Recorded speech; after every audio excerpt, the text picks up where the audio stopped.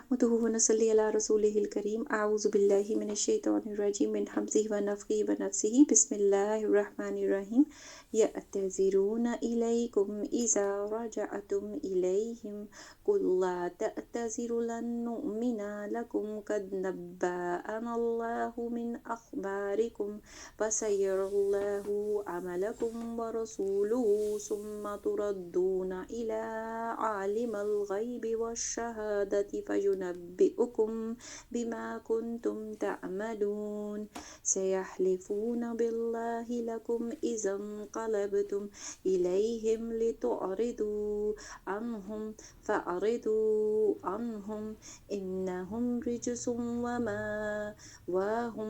वमावाहुम जहन्नम जज़ाउम बिमा कानू यक्सिबून। सदक़ल्लाहुल अज़ीम।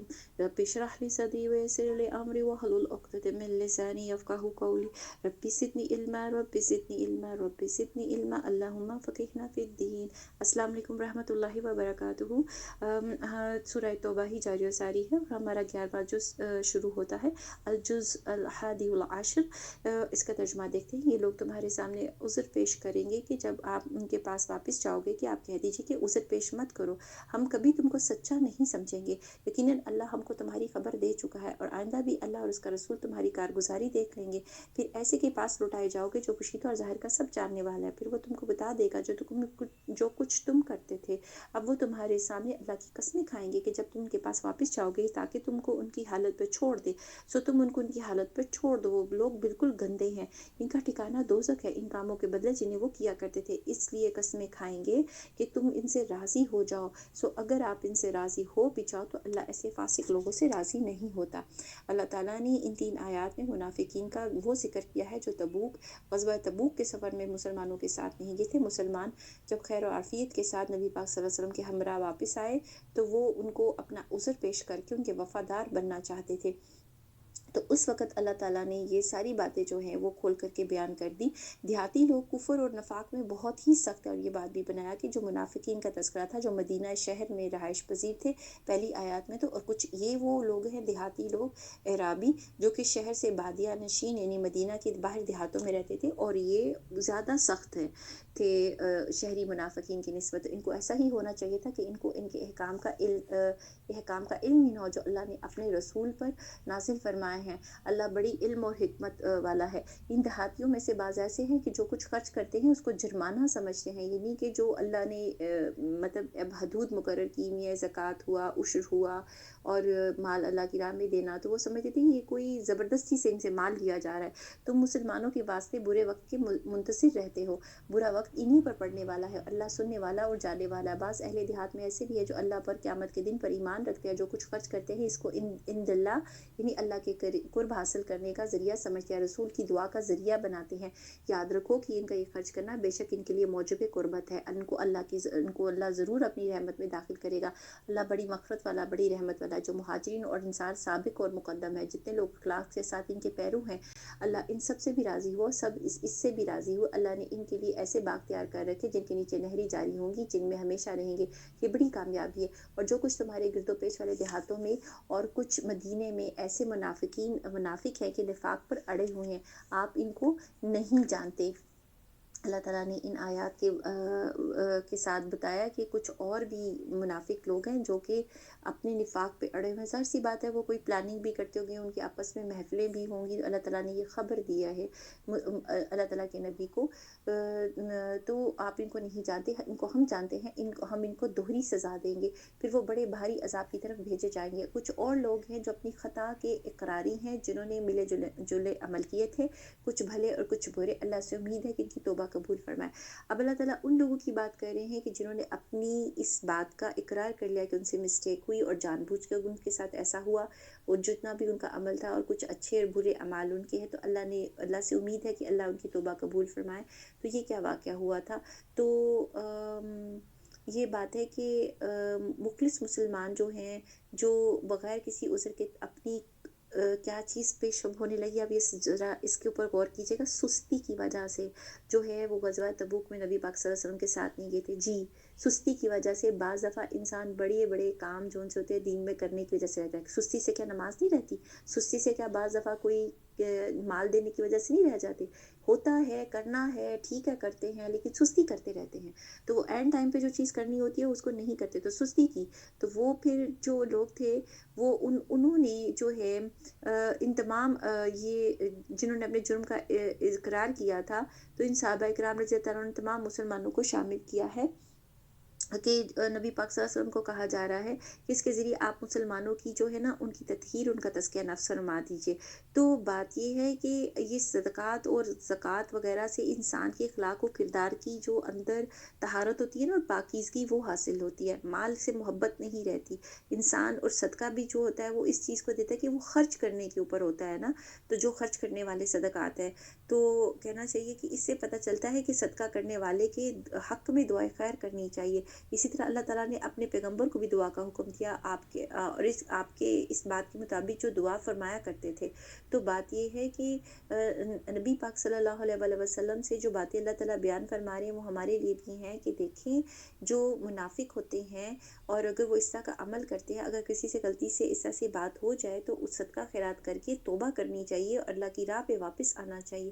نبی پاک صلی اللہ علیہ وسلم کے زمانے میں جو لوگ موجود تھے اور جو اس طرح کی حرکتیں کر رہے تھے ان کا جرم تو اس لحاظ سے اور زیادہ بڑھ جاتا ہے کہ ایک نبی ان کے سامنے ہے، جو وہ دعائیں کر رہے ہیں، جو وہ باتیں کر رہے ہیں، ان کو اللہ کی مدد بھی حاصل ہو رہی ہے، ان کے سامنے حق اور باطل دونوں کھلا ہوا ہے. اس کے باوجود اگر اس طرح کی چیز کی جا رہی ہے تو اس لحاظ سے بھی اللہ نے پھر بھی ان کو موقع دیا کہ وہ صدقہ خیرات کر کے اللہ تعالیٰ کے نبی کے آگے حاضر ہو کے اپنی برائی کا اعتراف کرے تاکہ ان کی توبہ قبول ہو سکے. تو بلا شبہ آپ کی دعا ان کے لیے جو ہے آپ ان کے بالوں میں سے صدقہ لے لیجئے جس کے ذریعے آپ ان کو پاک صاف کریں، ان کے لیے دعا کیجئے. بلا شبہ آپ کی دعا ان کے لیے موجب اطمینان ہے. اللہ خوب سنتا خوب جانتا. کیا ان کو یہ خبر نہیں کہ اللہ ہی اپنی بندوں کی توبہ قبول کرتا ہے، وہی صدقات کو قبول فرماتا ہے. یہ کہ اللہ ہی توبہ قبول کرنے میں اور رحمت کرنے میں کامل ہے. کہہ دیجئے کہ تم عمل کیے جاؤ، تمہارے عمل اللہ خود دیکھ لے گا، اس کا رسول ایمان والے بھی دیکھ لیں گے. کیا تم نے ایسے ایک کے پاس ضرور جانا ہے جو تمہاری چھپی اور کھلی چیزوں کا جاننے والا ہے، سو وہ تم کو تمہارے سب کیا ہوا بتلا دے گا. یعنی کہ یہ کیا بات ہو رہی ہے یہاں پہ کہ یہ دیکھنا ہے کہ یعنی اللہ تعالیٰ جو ہے وہ انسان کے اعمال کو دیکھتے ہیں اور اس کا علم اللہ رسول کے مومنوں کو بھی بتا دیا جاتا ہے. تو یہ مومنین کا جو یہاں پہ اس بات کا ہے نا کہ جو کسی کے پاس اس طرح سے جانا کہ مطلب وہ ان کے اعمال کیا ہوا ان کو بتا دیں، تو جب نبی زندہ ہوتے ہیں تو ان کے پاس یہ اللہ تعالیٰ نے طاقت دی ہوتی ہے، جو ان کو غیب کا علم دیا ہوتا ہے وہ بتایا جاتا ہے. تو یہ منافقین کو بھی سنایا جا رہا ہے کہ جو کام وہ کر رہے ہیں، چھپ کے جو باتیں کر رہے ہیں یا جو ان کے دل میں سب چیزیں اللہ تعالیٰ ان کو بتا سکتے ہیں. پھر وہ جو کچھ لوگ ہیں اور لوگ ہیں کہ جن کا معاملہ اللہ کا حکم آنے تک ملتوی ہے، ان کو سزا دے گا یا ان کی توبہ قبول کر لے گا. اللہ خوب جاننے والا، حکمت والا ہے. کچھ اور لوگ بھی اس طرح سے جنہوں نے غزوہ تبوک میں رہ جانے والے لوگوں کے 3 گروہ تھے. ایک تو منافق تھے جو کہ بغیر کسی وجہ کے پیچھے. 2 قسم کے لوگ اور تھے، ان میں کچھ مخلص مسلمان بھی تھے، انہوں نے اپنی غلطی کا اعتراف کر لیا تھا. جیسے کہ ایک گروہ میں حضرت ابو لبابہ اور ان کے ساتھ 6 افراد اور تھے. جب رسول اللہ صلی اللہ علیہ وسلم تبوک سے واپس مدینہ آئے تو ان 7 صحابہ نے اپنے آپ کو مسجد نبوی کے ستونوں سے باندھ لیا. رسول اللہ صلی اللہ علیہ وسلم کا گزر جب ان کے پاس ہوا تو ان کو ستونوں سے بندہ پوچھ کر دیکھا کہ یہ لوگ کون ہیں.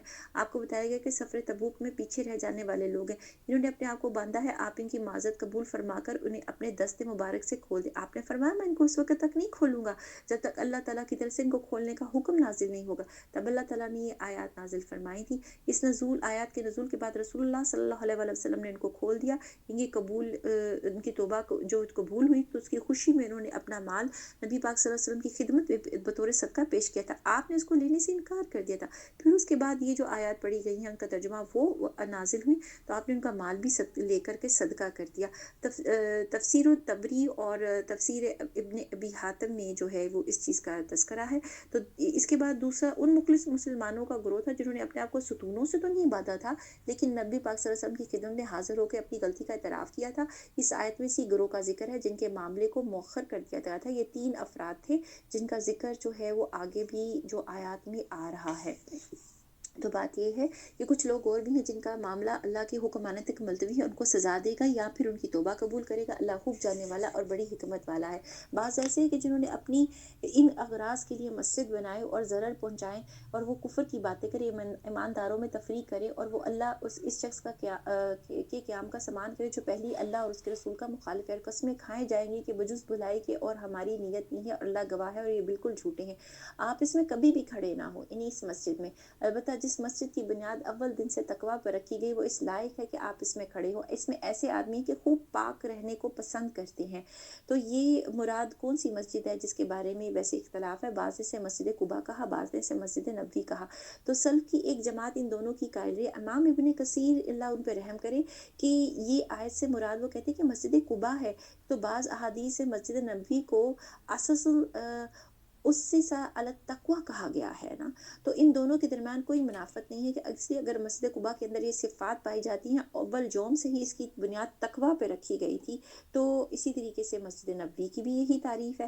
تو ابھی حدیث میں جو بات آ رہی ہے اس سے مراد تو اہل قباء ہیں، وہ جو جن کے بارے میں یہ کہا گیا تھا، نبی پاک صلی اللہ علیہ وسلم نے ان سے پوچھا کہ اللہ تعالیٰ نے تمہاری طہارت کی تعریف فرمائی ہے، تم کیا کرتے ہو؟ تو انہوں نے کہا ہم پانی کے ساتھ جو ہے وہ اپنی گندگی کو دھوتے ہیں، استنجا وغیرہ کرتے ہیں۔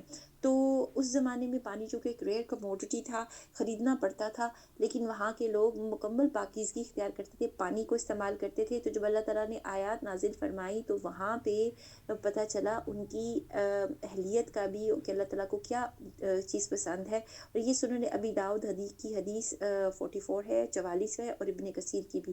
تو بات ہے کہ امام ابن کثیر یہ فرماتے ہیں کہ یہ آیت اس بات کی دلیل ہے کہ ایسی قدیم مساجد میں نماز پڑھنا مستحب ہے جو اللہ وحدہ لا شریک کی عبادت کی غرض سے تعمیر کی گئی ہوں، اور نیک صالحین کی جماعت ایسے لوگوں کے ساتھ نماز پڑھنا مستحب ہے جو مکمل وضو کرنے، طہارت و پاکیزگی کا صحیح اہتمام کرنے والے ہوں۔ یعنی کہ ہمارے اللہ کی کہ انسان باتھ روم اس کو کیسے یوز کرتا ہے اس کے اوپر بھی نگاہ ہے، ٹھیک ہے، کتنی پاکیزگی اختیار کی جاتی ہے۔ تو جو لوگ اس میں بد احتیاطی کرتے ہیں وہ آج سے ہے کہ ان کو یہ چیز کا خیال کرنا چاہیے، جی بالکل اس کا دین میں بھی جو ہے ہمارے دین پہ بھی اثر ہوتا ہے۔ اللہ تعالیٰ کو پاکیزہ رہنے والے لوگ پسند ہیں ہر لحاظ سے۔ اور پھر مسجد میں جب جانا ہے تو ایسی پاکیزگی کے ساتھ جانا ہے تو ان کی دعائیں، ان کی نماز، ان کے اوپر اللہ کی نگاہ اگر زیادہ ہوگی، اور وہ کہ مساجد بھی جو ہے اچھی نیتوں کے ساتھ بنائی جائیں، کوئی پروپیگنڈا کے لیے نہ بنائی جائے۔ ان آیات سے ہمیں یہ باتیں سمجھ آتی ہیں، ٹھیک ہے۔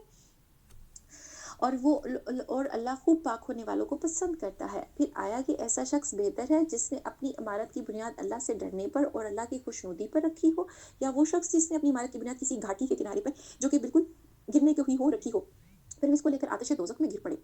اللہ ایسے ظالم لوگوں کو ہدایت ہی نہیں دیتا۔ اللہ تعالیٰ نے ایک سوال پوچھا ہے کہ لوگ بہت کنسٹرکشن کرتے ہیں، اور اس بات کا تو سب کو پتہ ہے کہ جب کوئی زمین پہ عمارت بنائی جاتی ہے، گھر بنایا جائے، کتنی بھی بلڈنگ بنایا جائے، تو ہم دیکھتے ہیں لیول ہونا چاہیے نیچے زمین کا۔ اگر کم ہوتی ہے مٹی کیونکہ نیچے جو بنیادیں ڈالی جاتی ہے اس میں بھی لیول دیکھا جاتا ہے، کیونکہ عمارت نے اس کے اوپر کھڑے ہونا ہے، ان ستونوں کے اوپر جو نیچے بھی اگر اس کا وہ جو سارا ڈیزائن بنایا ہوا ہوتا ہے۔ تو بات یہ ہے کہ اگر کسی نے ایسی زمین کے اوپر اپنی عمارت کو بنانے کی کوشش کی جس کا لیول ہی نہیں ہے، کسی گھاٹی کے کنارے آگے ڈچ ہے، وہاں یہ مکمل وہاں پہ ایک بہت بڑی کھائی آ رہی ہے، اس کے کنارے پہ اگر آپ بنا دیں گے، وہ کس طرح سے اس کا بیلنس ہوگا؟ عمارت کو تو 4 ستون جو سے ہوتے ہیں یا جس طرح اس کا ڈیزائن ہے اس حساب سے گول بھی اگر ہو تو نیچے بیس اس کی جو سی ہے وہ ہونی چاہیے، گہرائی ہونی چاہیے۔ تو اس طرح کی عمارت جو کسی گھاٹی کے کنارے ہو تو وہ کسی وقت بھی زمین وہاں سے ہلے یا مٹی بھورے تو وہ تو نیچے جا گرتی ہے۔ تو اللہ تعالیٰ یہ بات بیان فرما رہے ہیں کہ جو منافق ہوتے ہیں ان کی مثال وہ گھاٹی والی عمارت کی ہے، اور جو مسلمان کی مثال ہے اس کی عمارت مضبوط بنیادوں پہ کھڑی ہے، کیونکہ بیسک کیا ہے؟ ایمان مضبوط ہے، ٹھیک ہے، اللہ اور رسول کے اوپر۔ تو یہ بات ہے۔ تو ان کی یہ عمارت جنہوں نے بنائی ہے ہمیشہ ان کے دلوں میں شک کی بنیاد پر کانٹا بن کر کھٹکتی رہے گی، ہاں مگر ان کے دل ہی اگر پاش ہو جائے تو خیر اللہ بڑا علم والا اور بڑی حکمت والا ہے۔ بلا شبہ اللہ نے مسلمانوں سے ان کی جانوں کو اور ان کے مالوں کو اس بات کے عوض خرید لیا ہے کہ ان کو جنت ملے گی۔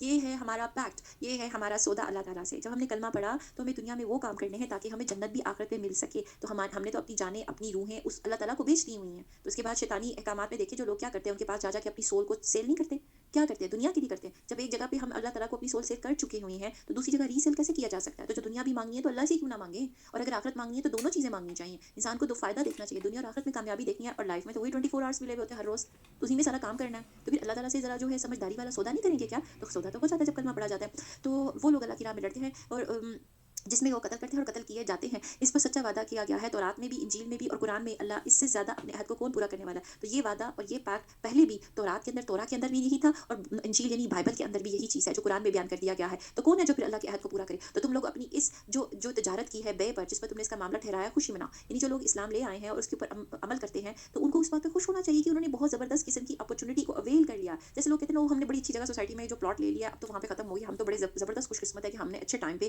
جب وہ بڑا اس کا لو ریٹ تھا لے لیا، اب جو کہ مارکیٹ میں اس کا ریٹ بڑھ گیا ہے، اتنے لاکھ روپیہ اوپر چلا گیا۔ لوگ بیٹھے اس طرح کی باتیں کرتے رہتے ہیں نا، اس ٹائم پہ ہم نے سونا خرید لیا، اس ٹائم پہ ہم نے یہ کام کر لیا، اس ٹائم پہ ہم نے سیل میں جا کے جو ہے جوڑا خرید لیا، ہم تو بڑے خوش قسمت ہیں۔ تو خوش قسمتی اصل میں یہ ہے کہ آپ نے اور ہم نے کلمہ پڑھ کے اسلام میں داخل ہو گئے ہیں، اب ہمارا کام ہے اس پہ عمل کرنا۔ خوشی پہلے اس بات پہ منانی چاہیے، تو خوشی مناؤ، یہ بہت بڑی کامیابی ہے۔ اور یہ جو خوشی منانے کی بات ہے، یہ فضل و کرم ہے اللہ تعالیٰ کا، ٹھیک ہے۔ تو یہ اور بات ہے کہ ابھی ہم نے اس طرح کی بہت زیادہ قسم کی ہم نے کوئی امتحانات تو نہیں دیے، لیکن یہ ہے کہ ان لوگوں کی نسبت جن کی باتیں ہم قرآن پاک میں پڑھ رہے ہیں، ٹھیک ہے، لیکن یہ ہے کہ ہم اس کلمہ گو ہیں، لہٰذا ہم اللہ سے ہی دعا کرتے ہیں کہ ہم سے زیادہ سے زیادہ اچھے کاموں کی طرف ہم آئیں۔ وہ ایسے ہی کہ جو توبہ کرنے والے، عبادت کرنے والے، حمد کرنے والے، روزہ رکھنے والے، یہ دیکھیں یہ اللہ کے نیک لوگوں کی خصوصیات بیان ہو رہی ہیں۔ یا راہ حق میں سفر کرنے والے، رکوع اور سجدہ کرنے والے، نیک باتوں کی تعلیم دینے والے، بری باتوں سے روکنے والے، اللہ کی حدوں کا خیال رکھنے والے۔ یہیں پہ پہلے دیکھ رہے تھے اللہ کی حدود کیا ہے۔ اللہ نے جیسے کہا نا، جیسے کوئی کام کرنا ہے، رشتہ داری میں رشتہ داری کیسے قائم رکھنی ہے، کون سے رشتے میں کہا گیا ہے، کہاں پہ کس طرح سے بولنا ہے، کس طرح سے چلنا ہے، کون سی عبادت کیسے کرنی ہے، کس وقت میں کرنی ہے، تو اس طرح سے کرنا، یہ اللہ کی حدود ہوتی ہیں۔ اور ایسے مومنین کو آپ خوشخبری سنا دیجیے، اللہ تعالیٰ ہمیں بھی ایسے لوگوں میں شامل کرے، ہمارے تمام گھرانے والوں کو ایسے لوگوں میں شامل کرے جن کی یہ خصوصیات بیان کی گئی ہیں۔ آمین ثم آمین۔ پیغمبر اور دوسرے مسلمانوں کو جائز نہیں کہ مشرکین کے لیے مغفرت کی دعا مانگے، اگرچہ وہ رشتہ دار ہی کیوں نہ ہو، اس امر کے ظاہر ہو جانے کے بعد کہ یہ لوگ دوزخی ہیں۔ اور ابراہیم کا اپنے باپ کے لیے دعائے مغفرت مانگنا وہ صرف وعدے کے سبب سے تھا، جنہوں نے وعدہ کر لیا تھا، پھر جب ان پہ یہ بات ظاہر ہوگی کہ وہ اللہ کا دشمن ہے تو وہ اس سے بالکل بے تعلق ہو گئے۔ تو یہاں پہ یہ کیا بات بیان کی جا رہی ہے کہ جو لوگ، چونکہ اس زمانے میں کچھ گھرانوں میں سے کچھ لوگ مسلمان ہو چکے تھے، باقی لوگ کافر ہی رہتے تھے، اور جو فوت ہو چکے ہیں اس کے بارے میں سوال کیا گیا کہ اب کیا کیا جائے، ان کے لیے مغفرت کی دعا کی جائے، تو بات یہ کہ منع کر دیا گیا ہے۔ خاص طور پہ اس بات کا شان نزول جو سا ہے کہ اب یہ بات ہے کہ نبی پاک صلی اللہ علیہ وسلم کے چچا جو تھے ابو طالب کا آخری وقت جب آیا تو نبی پاک صلی اللہ علیہ وسلم ان کے پاس گئے تھے، ان کے پاس اس وقت جو ہے وہاں کے سردار جو تھے ابو جہل اور عبداللہ بن امیہ بھی بیٹھے ہوئے تھے۔ تو یہ دیکھیے لوگوں کا انفلوئنس جو سا ہوتا ہے نا، برے لوگوں کا انفلوئنس، تو وہ کس طرح سے انسان کو نیکی کے کاموں پہ روکتا ہے۔ نہ صرف وہ جو برے لوگ ہوتے ہیں، منافق ہوتے ہیں، کافر ہوتے ہیں، نہ صرف وہ خود نیکی کے کام سے روکتے ہیں، رشتہ داریوں میں بھی، جگہوں کے اوپر بھی وہ لوگوں کو جو ہے وہ روکنے کی کوشش کرتے ہیں، ان کی لائف کیسے برباد کر دیتے ہیں۔ آپ دیکھیں کہ وہ اس وقت نبی پاک صلی اللہ علیہ وسلم نے ان کو، اپنے چچا کو کہا کہ چچا لا الہ الا اللہ پڑھ دیں تاکہ میں آپ کے لیے اللہ کے ہاں حجت پیش کر سکوں۔ انہوں نے کلمہ پڑھا ہوتا تو نبی پاک صلی اللہ علیہ وسلم ان کے لیے دعائے مغفرت مانگ سکتے تھے، نبی تھے، نبی ہیں، اور انہوں نے اگر دعا مانگی تو کیسے قبول نہ ہوتی، لیکن اس کے لیے شرط ہے کہ مسلمان ہوتے وہ۔ تو بات ہے کہ ابو جہل اور عبداللہ بن امیہ نے کہا اے ابو طالب، کیا عبد المطلب کے مذہب سے انحراف کرو گے؟ یعنی ان کو ایموشنل بلیک میل کیا ان کے باپ کا نام لے کر کے، تو یہ یعنی کہ مرتے وقت تم کیا کرنے لگے ہو؟ تو ابو طالب نے آخری بات یہ کی کہ میں عبد المطلب کے دین پر قائم ہوں اور لا الہ الا اللہ کہنے سے انکار کر دیا۔ نبی پاک صلی اللہ علیہ وسلم کا آپ سوچیں کہ اس وقت کیا ان کی پوزیشن ہوگی، کیونکہ ان کے ساتھ ان سب سے زیادہ نیک سلوک ان کے اس چچا نے، ان کے جب والدین چلے گئے، ان کے دادا عبد المطلب چلے گئے، وہ ایک یتیم تھے، انہوں نے ان کو ان کے گھرانے میں پالا تھا، پھر وہ حضرت علی رضی اللہ تعالیٰ عنہ کے والد بھی ہیں، اور ان کے ساتھ ان کی دلی جو مطلب چچا بھی ہیں، وہ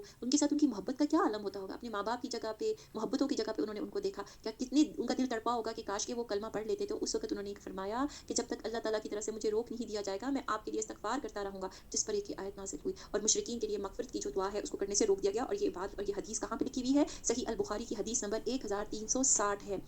اور آگے بھی مختلف جگہوں پہ سورہ القصص میں بھی جو ہے یہ آیات اسی طریقے سے جو ہے وہ نازل ہوئی ہیں۔ مسند احمد کی ایک روایت میں کہ نبی پاک صلی اللہ علیہ وسلم نے اپنی والدہ کے لیے مغفرت کرنے کے لیے، دعا کرنے کے لیے اجازت طلب فرمائی، جس پر یہ آیت نازل ہوئی تھی۔ تو مسند احمد کی بھی 3555 بھی جو ہے وہ یہ حدیث ہے، نبی پاک صلی اللہ علیہ وسلم نے اپنی مشرک قوم کے لیے جو دعا فرمائی تھی کہ یا اللہ میری قوم بے علم ہے، اس کی مغفرت فرما، اس کا مطلب تو خیر اس آیت پہ نہیں آتا، لیکن ٹوٹل مغفرت تاکہ ان کا مقام جو سا ہے وہ اس طرح سے وہ چلا جائے۔ اللہ بہتر جانتے ہیں کہ جب نبیوں کو بھی اپنی جگہ پہ وہ مجبور کیے گئے اور وہ ان کے پاس یہ موقع آیا تو اس وقت اللہ تعالیٰ بہتر جانتے ہیں کہ ان لوگوں کا پھر کیا معاملہ ہوگا، لہٰذا ہمیں جو اس وقت تک علم بتا دیا گیا وہ یہی ہے کہ ایمان بہت ضروری چیز ہے، وہ ہو تو مغفرت کی دعا ہو سکتی ہے، لیکن اعمال بھی کچھ ہونے چاہیے، تو پھر بھی تبھی جا کر کے جو ہے معاملہ ہوگا۔ ان معاملوں میں پھر ان لوگوں کو سوچا جانا چاہیے کہ جو بدعت وغیرہ جو ہے ایجاد کرتے ہیں اور وہ غلط کاموں کی طرف لگتے ہیں، جو کہ پیچھے منافقین اور فاسقین کی ساری باتیں بیان ہوئی ہیں۔ اب یہاں پہ اللہ تعالیٰ کے نبی کو جو ہے دعا مانگنے سے روکا جا رہا ہے ان لوگوں کے لیے کہ جنہوں نے کفر کیا ہو، تو باقاعدہ کفر ہو یا پھر ایسی چیزوں جو کہ نبی پاک صلی اللہ علیہ وسلم نہیں لے کر کے آئے، تو پھر یہ باتیں سوچنے اور سمجھنے کی ہیں کہ جو دین میں باتیں نبی پاک صلی اللہ علیہ وسلم نے کی، انہی उन्हीं के ऊपर चलते हुए हमें फिर इस चीज़ की उम्मीद लगाने की हमारी शफ़ाअत होगी, ना कि जो हमने देखा कि नबी पाक सल्लल्लाहु अलैहि वसल्लम ने किसी चीज़ को नहीं किया, और इसी तरह अल्लाह ने कुरान में भी कोई हुक्म नहीं उतारा हुआ है, और ना ही नबी ने अमल किया है, ना ही साहब ने अमल किया है, और अपने पास से कोई दीन बना लिया जाए, तो वो तो फिर कुफ़र हो जाएगा ना। तो वो कुफ़र वाली बातों के ऊपर जो है अमल किया जा रहा है, चाहे वो बड़ी नेकी के काम हो बना लिए गए हैं, तो या कोई ऐसे अब चलिए नेकी का काम जो बना लिए उनको तो बिदअत कहा जाएगा, और जो दूसरे काम ऐसे करने शुरू हो जाते हैं जो कि बाकायदा कुफ़र होते हैं और वो कुफ़र के दर्जे में जा रहे हैं, और उसके ऊपर कहना नहीं जी चूँकि हमारी नीयत खालिस है, नीयत अच्छी है, हम बख्शे बख्शाए जाएँगे और नबी की हमें जो है शफ़ाअत भी मिलेगी। तो प्लीज़ इन बातों पे सोचने की ज़रूरत है। थोड़ा-सा रुक करके, ठहर करके हम सोचें कि क्या इस छोटी सी ज़िंदगी में अगर हम ये गलती कर रहे हैं, तो ये वक़्त तो खत्म हो जाएगा, मोहलत खत्म होगी, तो फिर किसने हमें बचाना है? नबी को तो उनके अपने अजीज़ रिश्तेदारों के लिए रोका जा रहा है कि जो जो बात उनकी गलत है उसकी वजह से रोक दिया गया है। तो जो नबी इब्राहीम अलैहिस्सलाम की बात जो है उनके बारे में बयान फरमाया गया कि उन्होंने अपने वालिद के लिए जो मग़फ़िरत की थी ना, उनके वालिद तो बुतों की पूजा करने वाले सबसे बड़े पुरोहित थे, तो वो इस वादा की वजह से था। तो जब अल्लाह ताला के नबी को इब्राहीम अलैहिस्सलाम को ये बात पता चली कि अल्लाह का जो दुश्मन होता है, तो उसके बारे में दुआए मग़फ़िरत नहीं करनी, तो इस बात से वो बिल्कुल फिर उन्होंने ज़िद नहीं की अल्लाह के आगे, ना ही कोई कलाम इस बारे में किया कि वो बेताल्लुक़ हो गए थे। वाक़ई इब्राहीम अलैहिस्सलाम बड़े नरम दिल और बुर्दबार थे। नरम दिली की बात तो हमें समझ आ गई, और बुर्दबारी होती है जो कि बात को समझ करके अमल करने वाले होते हैं। सिचुएशन को वो समझ गए थे। अल्लाह ऐसा नहीं है कि किसी कौम को हदायत करके इसके बाद में गुमराह कर दे जब तक इनमें चीज़ों को साफ साफ ना बता दे जिनसे वो बचे। बेशक अल्लाह हर चीज़ को खूब जानता है, बिलाशुबा अल्लाह ही की सल्तनत है आसमानों और ज़मीन में, वही जिंदा करता है वही मारता है, तुम्हारा अल्लाह के सिवा कोई ना दोस्त है ना कोई मददगार है। अब जिन लोगों का जिक्र हुआ है, नबी पाक सल्लल्लाहु अलैहि वसल्लम का खुद का घराना, फिर हज़रत इब्राहीम की बात, ये सब क्या है रिश्ते? ये दोस्ती होती है, मददगारी होती है ज़िंदगी में, ये साथ देते हैं ज़िंदगी गुजारने के में आसानी होती है इंसान को। किस-किस जगह के ऊपर इन रिश्तों की ज़रूरत नहीं पड़ती। लेकिन जब अगर अल्लाह के यहाँ से फरमा दिया गया कि बिलाशुबा अल्लाह की सल्तनत है, तो जो जो चीज़ है कि जो अल्लाह ताला किसी के अगर साथी हो जाते हैं, जिनकी ये ताकत है कि वो ज़िंदगी भी वही दे रहे हैं, मौत भी उन्हीं के हाथों आती है, तो फिर अल्लाह से ज़्यादा अच्छा दोस्त और मददगार कौन है? अल्लाह ने पैगंबर के हाल पर तवज्जो फरमाई, मुहाजिर और अंसार के हाल पर भी। तो ये दोनों गिरोह थे जो मदीना में थे, मुहाजिरीन वो जो मक्का से हिजरत करके आए थे, अंसार जो कि मदीना में रहते थे, जिन्होंने ऐसी तंगी के वक़्त पैगंबर का साथ दिया कि इसके बाद इनमें से एक गिरोह के दिलों में कुछ जो था डामाडोल हो गया था। यानी कि ये दूसरे गिरोह का ज़िक्र है जो कि मतलब जैसे कि वो जहाद में शरीक हुए, उनके दिलों में मुराद है कि दीन के बारे में कोई तो उनको शुबा नहीं था, बल्कि दुनिया के असबाब, जो जहाद से जो माल मिलता है ना, उससे कुछ उनके दिल में कुछ ऐसी बातें आई थी। फिर अल्लाह ने इनके हाल पर तवज्जो फरमाई, बिलाशुबा अल्लाह इन पर बहुत ही शफ़ीक़ और मेहरबान है। इन 3 शख्सों के हाल पर भी जिनका मामला मुलतवी किया गया था, जो भी पहले थोड़े आयात से पहले हमने पढ़ा था ना, जिनके बारे में अहादीस में भी, तो कि इन 3 का मामला आगे आएगा, तो ये उनके बारे में अल्लाह ताला बात करे जो ग़ज़वा तबूक के मौका के ऊपर नबी पाक सल्लल्लाहु अलैहि वसल्लम के साथ नहीं जा पाए थे। तो उन्होंने आकर के माफ़ी माँगी थी, कोई माल नहीं दिया था, ये वो 3 लोग हैं। यहाँ तक कि जब ज़मीन बावजूद अपनी फ़रागी पे इन पे तंग होने लगी, ये खुद अपनी जान से तंग आ गए, उन्होंने समझ लिया कि अल्लाह ताला से कहीं पनाह नहीं मिल सकती, बजाय उसके उसी की तरफ रुजू किया जाए। फिर इनके हाल पर तवज्जो फरमाई ताकि आइंदा वो तौबा कर सके। बेलाशुबा अल्लाह बहुत जल्द तौबा करने वाले हैं, अल्लाह ताला बहुत तौबा करने वाले हैं, कबूल करने वाले हैं और बड़े रहम वाले हैं। ऐ ईमान वालों, अल्लाह से डरो और सच्चों के साथ रहो। मदीने के रहने वालों को, जो यहाँ के देहाती के गिरदोपेश में, उनको ये ज़ेबा ना था कि अल्लाह और रसूल को छोड़ करके पीछे रह जाए, और ना ये कि अपनी जान को उनकी जान से अज़ीज़ समझे, यानी रसूल अल्लाह सल्लल्लाहु अलैहि वसल्लम की जान से और जो बाकी पैगंबर हैं उनकी जान से ज़्यादा अपनी बाकी जो असहाब है उनकी जान से अपने आप को अजीज़ ना समझे, क्योंकि किसी को अपनी जान प्यारी होती है तो वो नहीं उस लिहाज से वो समझे कि उनको मुश्किल में डाले। ये इस सबब से है कि उनको अल्लाह की राह में जो प्यास लगी, जो तकान पहुंची, तकलीफ हुई, जो भूख लगी, जो किसी ऐसी जगह पे चले जो काफिर के लिए मौजब गैस बना हो, यानी उसकी वजह से अगर काफिरों को चाहे जो जो भी तकलीफ उन्होंने बर्दाश्त की थी अल्लाह की राह में और वो उस कस्बा में गए थे, तो चाहे काफिरों को जो है गुस्सा चढ़ा उस बात पे, और दुश्मनों की जो कुछ खबर ली, इन सब पर इनके नाम नेक काम लिखा गया है। यानी जब कोई अल्लाह की राह में चलता है तो उसका सोना, बैठना, उठना, जागना, भूख लगना, उसको जो फटीग होती है, थकावट होती है, प्यास लगती है, वो सब उसको नामा अमाल में नेकी लिखी जाती है उनके बदले में। यकीनन अल्लाह मोहसिनीन का अजर ज़ाया नहीं करता। और जो कोई कुछ छोटा बड़ा उन्होंने खर्च किया, जितने मैदान उनको तय करने पड़े, यानी जितना उन्होंने सफ़र तय किया, ये सब भी उनके नाम लिखा गया ताकि अल्लाह उनके कामों का इस अच्छे से अच्छा बदला दे। और मुसलमानों को ये ना चाहिए था कि वो सबके सब निकल खड़े हों, सो उन्होंने ऐसा क्यों ना किया कि हर बड़ी जमात उनमें से एक छोटी जमात जाया करे ताकि वो दीन की समझबूत हासिल करे, ताकि वो लोग अपनी कौम को जबकि वो आपके पास आए डराएं और ताकि वो डर जाए। तो ये बात है कि मुसलमानों की मुफस्सिरीन के नज़दीक ये भी एक हुक्म जहाद में से, इसका मतलब है कि ये बात यहाँ पे इस तरह से बयान की जा रही है कि बाज़ दफ़ा तो पीछे रह जाने वालों के जो बारे में जितनी सख्ती बयान की गई है, तो सहाबा किराम रज़ियल्लाहु अन्हुम बड़े मोहतात हो गए थे, तो जब जहाद का मामला आता था तो सब के सब शरीक होने की कोशिश करते थे। तो इस आयत में हुक्म दिया गया कि हर जहाद इस तरह का नहीं होता है कि हर शख्स उसमें जो है वो शरीक हो, तो जैसा कि ग़ज़वा तबूक में उस वक़्त ज़रूरी था। लिहाजा अब जो है एक ही गिरोह की शिरकत काफ़ी है, यानी कि जिनके पास लड़ने की ताकत हो, जिनको इस्तेमाल करना आता हो हथियार, और जो कि अच्छे तरीके से उस चीज़ की सोच समझ रखते हो। क्योंकि तमाम इंसान जो ज़िंदगी में हैं, आज भी इर्द-गिर्द आप देखिए, तमाम की तरह हमारे यहाँ तो चलिए फ़ौज का अदारा एक बना हुआ है, लेकिन देखिए फ़ौज भी सिलेक्शन करती है कि किसकी सलाहियत है, और वो समझते हैं कि इनके अंदर ये मतलब सलाहियत है तो आगे ये काम कर सकते हैं, तो उस जगह पे उन्हीं की सिलेक्शन होती है। तमाम लोगों को तो नहीं सिलेक्ट कर लिया जाता। तो यहाँ पे अल्लाह ताला यही बात बयान कर रहे हैं कि वो तो एक टेस्ट था ग़ज़वा तबूक के ऊपर। अब जो है कि सारे के सारे नहीं आएँगे, सिर्फ़ वही आएँगे जो जिनको कि जो सिलेक्ट किया जाएगा। और ये देखिए आहिस्ता-आहिस्ता मुसलमानों को जो है ना, वो इस तरह से रखा जा रहा था कि एक गिरोह जो है ना, वो इस तरह का बना दिया जाए। तो यानी कि एक तरह से फ़ौज का अदारा जो है वो बनाया जा रहा था। और इसके अलावा ये बात भी है कि जो खाली जो है बाकी पीछे जो रहने वाले हैं वो लोग क्या होंगे कि वो एक ग्रोह तो जहाद पे चला जाए और दूसरा जो ग्रोह पीछे रहे वो दीन का इल्म हासिल करे। जब मुजाहिदीन वापस आएँ तो उन्हें भी जो वो दीन के अहकामात सीख चुके हैं, अमल कर रहे हैं, उनको आगाह करें, उन्हें डराएँ।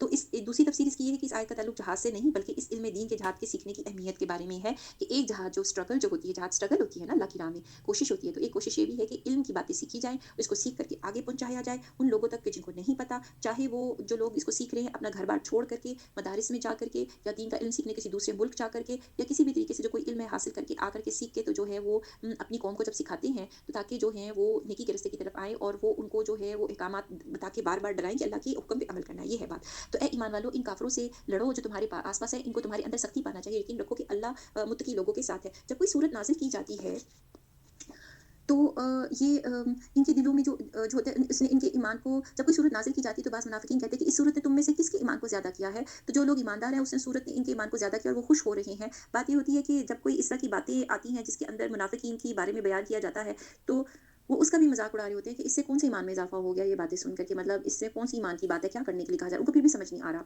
तो अल्लाह ताला ने बयान किया कि जो भी सूरत उतरती है, जो भी बात अल्लाह की तरफ से आती है, ईमान वालों के जो होता है इल्म में इज़ाफ़ा होता है, ईमान में इज़ाफ़ा होता है। तो उनके दिलों में जो रोग है वो इस सूरत ने इसमें गंदगी के साथ और गंदगी बढ़ा दी, वो हालत कुफ़र में ही मर गए। तो कुछ लोग ऐसे होते हैं कि जब उनको उनकी गलती बयान की जाती है ना, अल्लाह माफ़ करे, तो वो और अड़ जाते हैं और वो कहते हैं कि वो इसी तरह से वो अमल करेंगे। तो क्या इन्हें नहीं दिखाई देता कि ये लोग हर साल 1 बार या 2 बार किसी न किसी आपस में फँसते रहते हैं, फिर भी ना तौबा करते हैं, ना नसीहत कबूल करते हैं। जब कोई सूरत नाज़िल की जाती है तो एक-दूसरे को देखने लगते हैं कि तुमको कोई देखता तो नहीं है, फिर चल देते हैं। अल्लाह ने इनके दिलों को फेर दिया है इस वजह से कि ये बेसमझ लोग हैं। तुम्हारे पास एक ऐसे पैगंबर तशरीफ़ लाए हैं जो तुम्हारी जिन्स से हैं, जिनको तुम्हारी मुज़रत की बात नहायत गरां गुज़रती है, यानी कि जो मुसलमानों को कोई नुकसान हो या कोई बुराई हो, तो वो उनको बुरी लगती है। जो तुम्हारी मुनाफ़त के बड़े ख्वाहिशमंद रहते हैं, यानी वो चाहते हैं कि मुसलमानों को फ़ायदा हो, ईमानदारों के साथ बड़े ही शफ़ीक़ और मेहरबान हैं। फिर अगर वो रूहगर्दानी करे तो आप कह दीजिए कि मेरे लिए अल्लाह काफ़ी है, इसके सिवा कोई माबूद नहीं, मैंने इसी पर भरोसा किया और वो बहुत बड़े अर्श का मालिक है।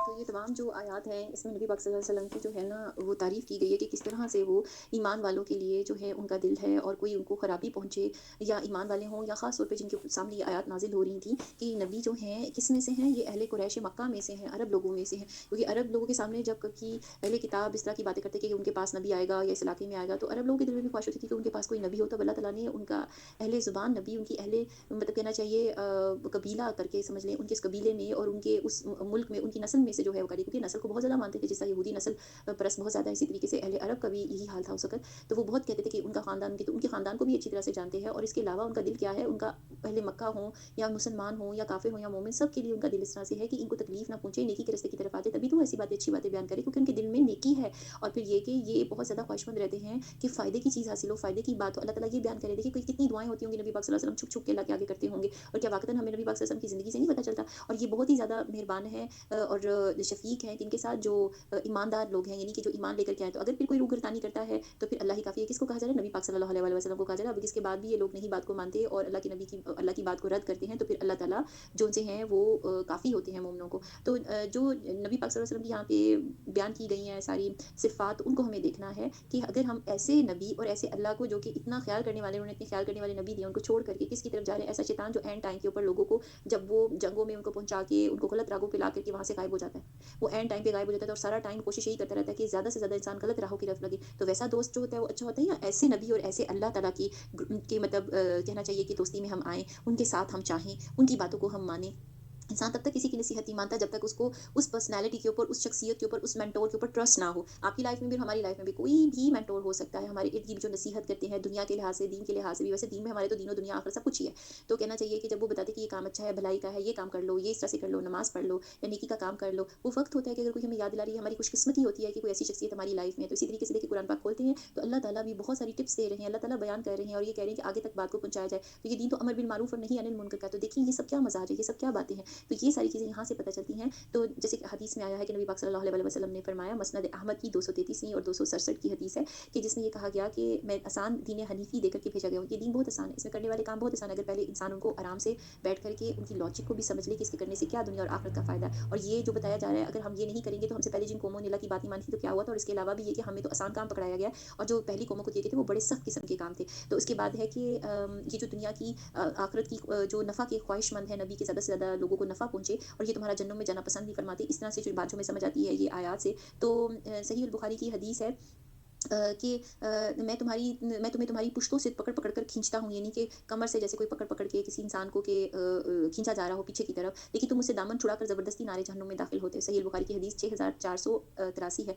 आप इस बातों को समझने की कोशिश करें कि कुछ अमाल ऐसे होते हैं कि जिनको कर लेने से ऐसे ख्यालात, ऐसी बातें कि इंसान नारे जहन्नुम में दाखिल हो रहा है, लेकिन इंसान को समझ नहीं होती। और जो नबी होते हैं उनको पता चल जाता है कि ये बातिल ख्याल है, बातिल चीज़ें हैं, गलत प्रैक्टिसेस हैं, उनको ख़त्म करते हैं कि इंसान वो काम ना करे और उनको जो है अच्छाई की तरफ लेकर के आते हैं। तो उन्होंने मिसाल दी कि कोई इंसान ज़बरदस्ती जैसे झल्ला होकर के वो किसी गलत काम की तरफ जा रहा है, अपने आप को आग में डाल रहा है, क्योंकि शैतान जो होता है ना वो इंसान के दिमाग पे काबू पा लेता है, उसको सोचने समझने के काबिल नहीं छोड़ता, हर वक्त जो सर के ऊपर नाजिल होता है। तो फिर अगर इस तरह से हो रहा हो तो जो नबी हैं वो क्या काम कर रहे हैं, दूसरी जानिब वो इंसान को जो है उस माशरे में भी उस वक्त जब तक वो अब उनकी तालीमात है जिनसे हम ये वाली मतलब वो हमें बचा रहे हैं, पहले वो खुद मौजूद थे मुजस्सम तो सल्लल्लाहु अलैहि वसल्लम, और लोगों को पकड़ पकड़ के नारे जहन्नम से बचा रहे हैं। दूसरी बात ये है कि सूरत के इसके अलावा भी जो यहाँ पे जो बात बयान फरमाई है, हसीह बुखारी की हदीस नंबर 39 है 39 कि इन दीन युसरुन, कि बेशक ये दीन बहुत आसान है। नबी पाक सल्लल्लाहु अलैहि वसल्लम ने बयान फरमाया, पहले तो कहा कि दीन हनीफी है, फिर ये कि दीन बहुत आसान है, फिर उसके बाद जो है कि किस तरह से वो खैर ख्वाही करते हैं। इसके अलावा आपकी चौथी जो सिर्फ बयान की गई है वो ये है कि आपकी अखलाक बड़े आला हैं। तो आयशा सिद्दीक़ा रज़ी अल्लाह तआला अन्हा ने नबी पाक सल्लल्लाहु अलैहि वसल्लम के बारे में जब उनसे पूछा कि उनके अखलाक क्या थे, तो उन्होंने जो सारी ज़िंदगी में देखा, घर के अंदर, घर के बाहर, देखो घर के अंदर वाले लोग जो गवाही देते हैं ना, एक वो बहुत बड़ी गवाही होती है, खासतौर पे बीवी की गवाही। तो बहैसियत बीवी उन्होंने उनको जिस तरह से देखा, तो घर में उन्होंने उनको अपनी बेटी के साथ भी उसने सलूक करते हुए देखा होगा, जो घर में मुलाज़िमीन थे उनके साथ भी, दूसरी अज़वाज के साथ भी, उनके घर में उनके पास रहते हुए जब कोई मिलने के लिए आता था, और तमाम उम्मत मुसलमा के साथ उनके मामलात को उन्होंने देखा था। और फिर ये कि उनका घर तो मस्जिद के बिल्कुल साथ था, बड़े मामलात को वो जानती थी। तो उन्होंने जिस हिसाब से देखते हुए उन्होंने जवाब दिया बड़ा जामिया और मुख्तसर कि काना खुलुकुहुल कुरान, कि उनका जो इखलाक है वो तो कुरान है, कुरान की यानी कि अमली तफसीर है। तो ऐसे नबी की तरफ जो है उनकी बातों की में हमारी खैर ख्वाही है, कोई बुराई नहीं है, हमें ये चीज़ को देखना है सल्लल्लाहु अलैहि वसल्लम की। तो ज़्यादा से ज़्यादा जो है फोकस यही होना चाहिए कि कुरान पाक को उन्होंने किस तरह से सीखा, हम उसकी तरफ आएँ, और ये हमारे लिए क्या नेमत है, इस नेमत को पहले समझे, शुक्रगुज़ार हों। और सूरह यूनुस शुरू करते हैं, क्योंकि ये सूरह तौबा जो है वो उन आयात के साथ वहुव रब्बुल अर्शिल अज़ीम से ख़त्म होती है।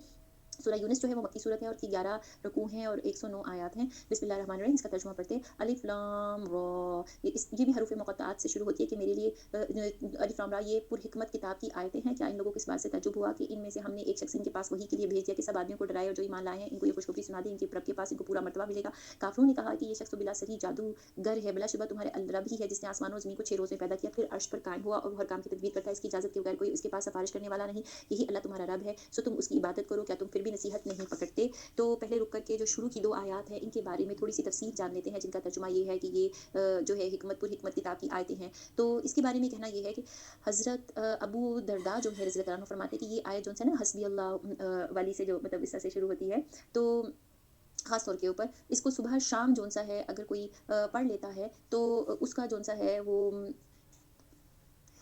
सुबह और शाम 7-7 मरतबा पढ़ लेगा, ये सुबह ये अज़कार में शामिल है, तो उसको बहुत सारी तकलीफ़ और मुश्किलात से जो उसको काफ़ी हो, जैसा सुनन अबी दाऊद की हदीस नंबर 5081 है, सॉरी ये रह गया था सूरह तौबा में से एक टॉपिक, तो ये मैंने इसको यहाँ पे उस तरह से बयान कर दिया। शुरू की जो ये 2 आयत है इसके अंदर खास तौर पे ये सूरह यूनुस की तरफ वापस आते हैं, तो इसके बारे में ये कहा जाता है कि कुछ इसकी जो 2 आयत है ना, वो उनको बाज़ ने कहा है कि वो मदनी करार दिया है कुछ 3 आयत को, और बाज़ ने कहा है कि इसकी 2 आयत ऐसी, बाकी ये तमाम की तमाम सूरत जो-सी है वो मक्की है।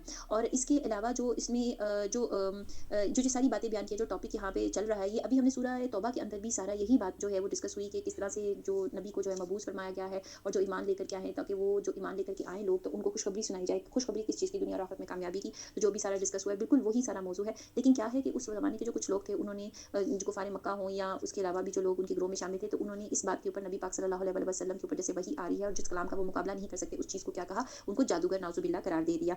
तो ये जो चीज़ है ना कि इनकार तो किया लेकिन साथ में इल्ज़ाम भी लगा दिया, और साथ में तअज्जुब भी उनको उस चीज़ का है। तो अल्लाह ताला यही चीज़ बयान फरमा रहे हैं, और अल्लाह ताला ने उसके बाद नबी के जो साथ इन्होंने किया वो तो चले बात बयान करने के बाद आयत नंबर 3 के अंदर जो ये बात है ना कि बेशक तुम्हारा रब ही है कि जिसने आसमान और ज़मीन को 6 रोज़ में पैदा किया, फिर अर्श पर कायम हुआ। तो बात ये है कि इसके अंदर अल्लाह ताला ने ये बात बयान करने की जो है बयान की है कि देखिए जिस रब की जानिब से ये कलाम आया है उनकी तो शान ये है, उन्होंने तो आसमान और ज़मीन को 6 रोज़ में पैदा किया, उनकी तो ये ताकत है, तमाम के तमाम आसमान और ज़मीन उनकी मलकियत है। अच्छा, तो फिर जो लोग यहाँ पे बड़े बन बैठे, जिनको दुनिया में अल्लाह ताला इक़्तिदार अता कर देते हैं, किसी हुकूमत दे देते हैं, किसी जगह पे मतलब कहना चाहिए किसी इदारे का सरबराह बना देते हैं, या इतना रुपया पैसा दे देते हैं माशरे में, और जिस ज़माने में ये आयात नाज़िल हो रही थी उस वक़्त के जो सरदारान थे या किसी सल्तनत के मालिक लोग हों, या इसी तरीके से जो पीछे तमाम अपने कोई बादशाह वगैरह ऐसा से अपने आप को कुछ समझते हों, तो वो देखिए कि ये सारी दौलत जो उनके पास है वो, और ये जो ज़मीन और आसमान का मालिक होना है, और अब हम जानते हैं टेक्नोलॉजी के ज़रिए कि ये तो बहुत बड़ी बात है अल्लाह ताला ने की। ये तो लेवल्स हैं पूरी की पूरी कायनात के, यूनिवर्स के, और जिस लेवल पे हम हैं वहाँ पे इतने मिल्की वेज हैं, इतने सितारे और सियारे हैं, इतने सूरज हैं,